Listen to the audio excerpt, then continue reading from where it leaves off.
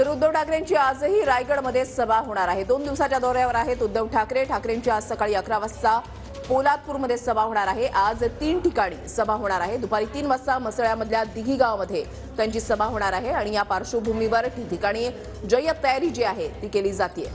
ठाकरेंची संध्याकाळी 6 वाजता सुद्धा सभा होणार आहे। आदिती तटकरे आणि भरत गोगावलेंच्या मतदारसंघामध्ये ही ठाकरेंची सभा होणार आहे।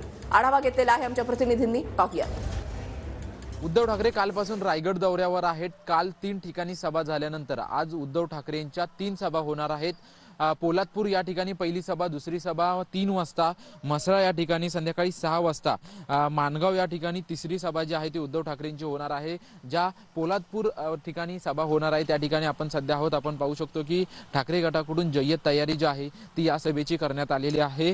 उद्धव ठाकरे लोकसभा आढावा बैठका घेत होते आणि त्यानंतर ह्या सभा ज्या आहेत त्या सभांचं आयोजन करण्यात आलेलं आहे। प्रत्येक विधानसभेमध्ये जाऊन उद्धव ठाकरे पदाधिकाऱ्यांशी चर्चा करतायत। जनसंवाद मेळाव्यांचं आयोजन जे आहे ते सर्व ठिकाणी केल्याचं आपल्याला पाहायला मिळतंय। पोलादपूर या ठिकाणी आपण पाहतोय की मोठ्या प्रमाणात तयारी जी आहे ती ठाकरे गटाच्या वतीनं करण्यात आलेली आहे। रायगड दौऱ्याचा त्यांचा आजचा दुसरा दिवस आहे आणि दुसऱ्या दिवशी देखील उद्धव ठाकरे नक्की आज काय बोलणार हे पाहणं महत्त्वाचं असेल।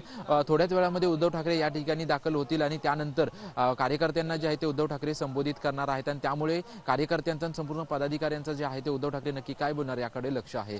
कॅमेरामन रोहन पवारसह निवृत्ती बाबर, TV9 मराठी, पोलादपूर।